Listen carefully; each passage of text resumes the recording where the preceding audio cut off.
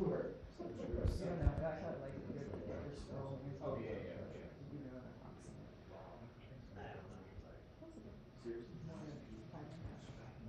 think that's safe.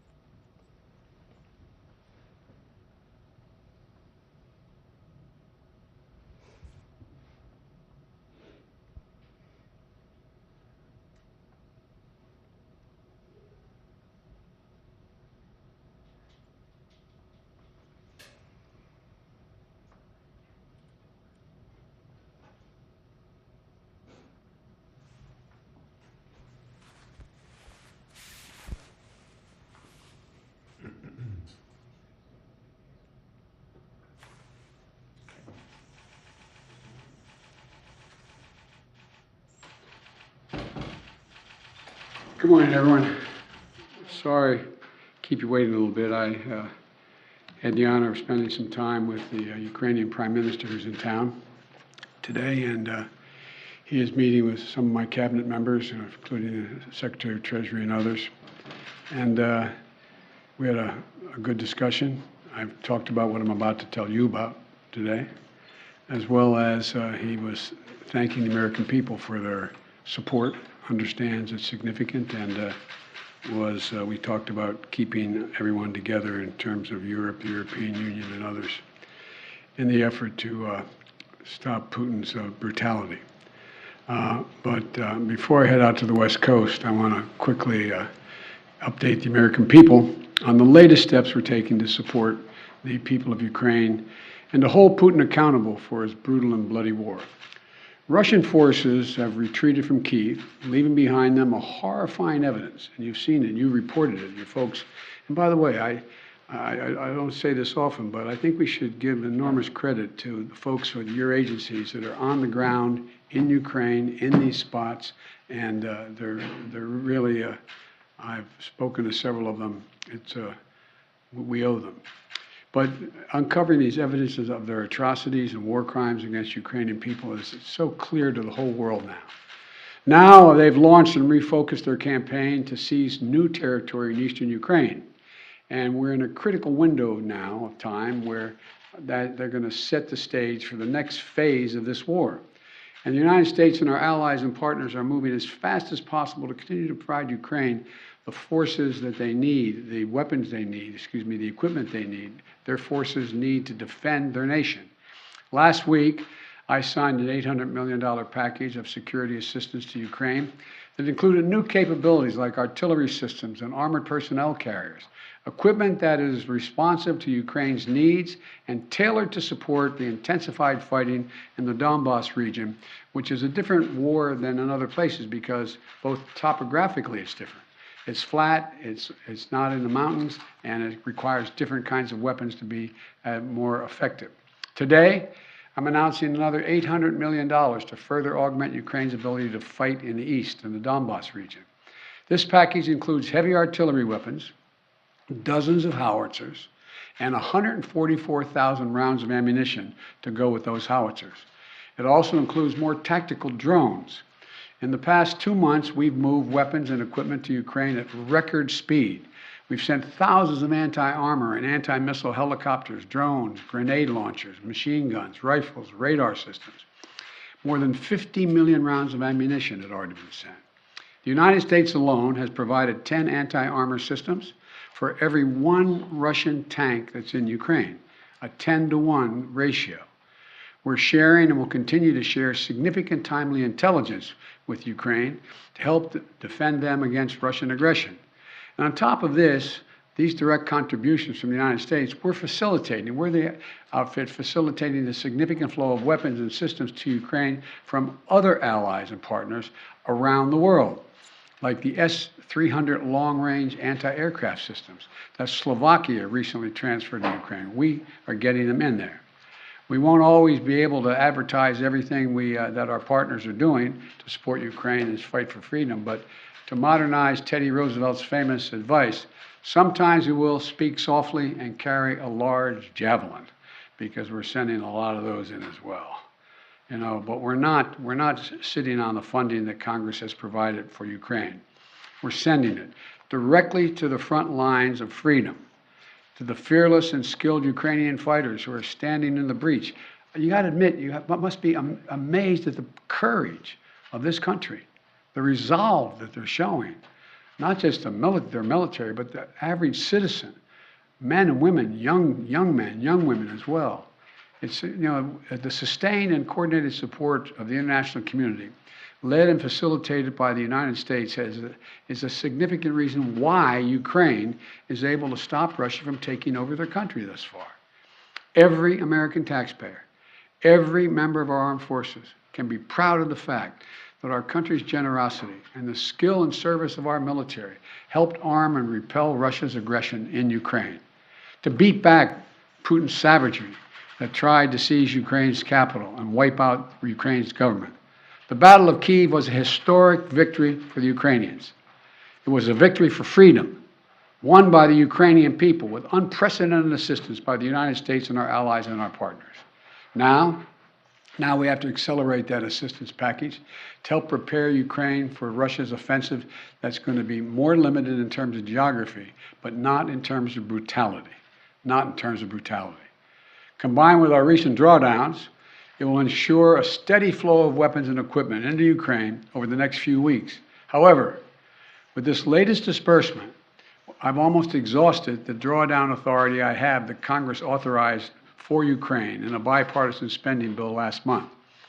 In order to sustain Ukraine for the duration of this fight, next week I'm going to have to be sending to Congress a supplemental budget request to keep weapons and ammunition flowing without interruption to the brave Ukrainian fighters and continue to deliver economic assistance to the Ukrainian people.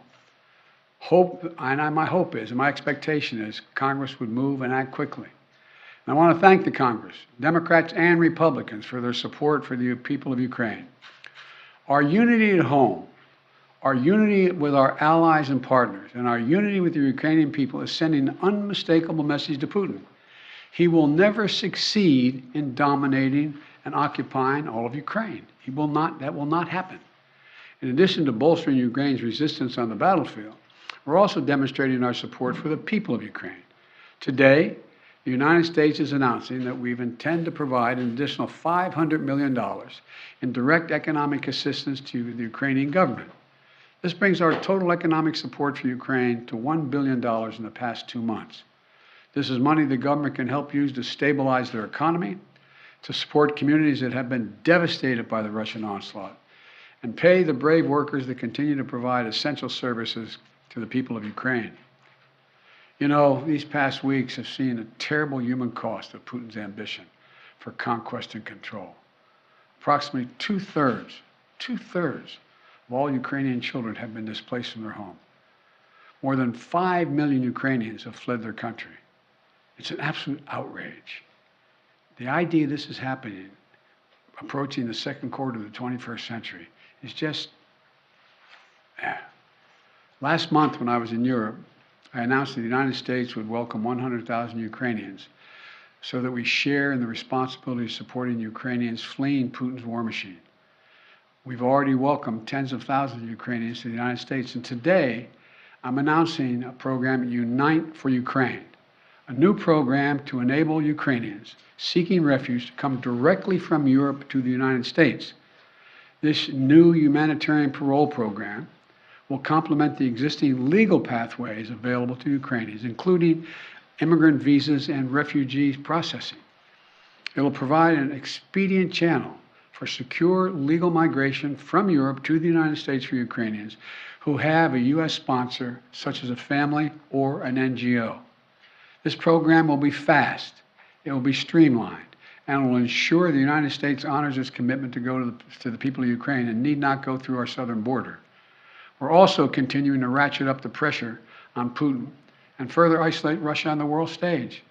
Yesterday, the Treasury Department rolled out additional measures to crack down on the entities and individuals attempting to evade our unprecedented sanctions, not just ours, but throughout the West.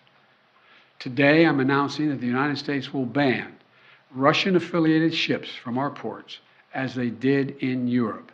That means no ship that sails under the Russian flag or that is owned or operated by a Russian interest will be allowed to dock in the United States port or access our shores. None.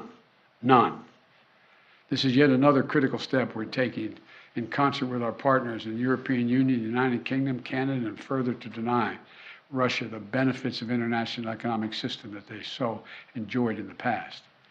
We don't know how long this war will last, but as we approach the 2-month mark, here's what we do know.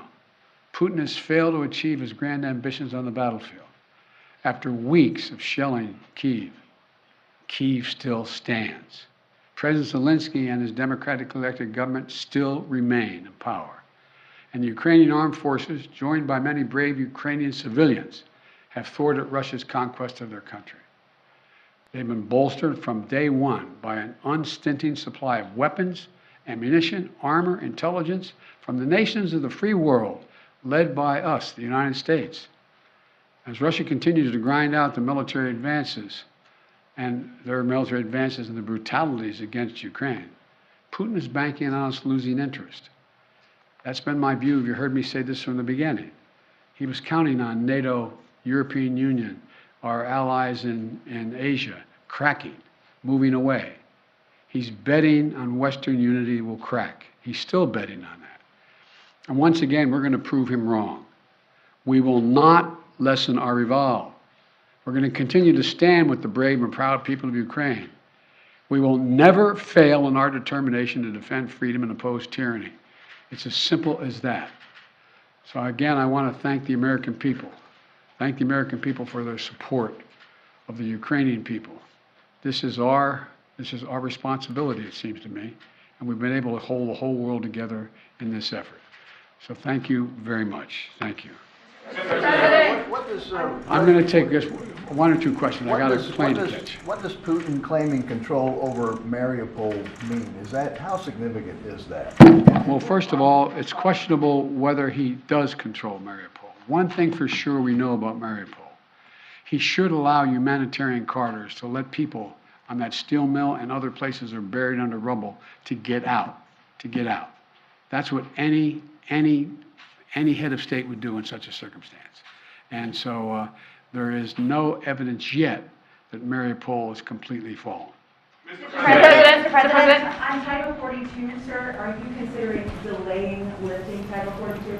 No, what I'm considering is continuing to hear from well, first of all, there's going to be an appeal by the Justice Department, because as a matter of principle, we want to be able to be in a position where if in fact it is strongly concluded by the scientists that we need Title 42, that we be able to do that. But there has been no decision on extending Title 42. Thank you. Mr. President, how long can the U.S. maintain the level and pace of this military support for Ukraine? Well, we have the capacity to do this for a long time. The question is, are we going to continue to maintain the support of the international community and keep the pressure on Putin to prevent him from overrunning the country, number one, and number two, make sure we continue to maintain the economic sanctions, which over time, and we're beginning to see it, are devastating their economy and their ability to move forward. So the most important thing right now is maintain the unity. So far, so good. Thank you very much. Mr. President, how much money are you going to ask for in the supplemental? How much money in the supplemental, sir? The answer that's being decided now. I'm not asking the Defense Department to put together a head. Thank you. Thank you, sir. Thank you.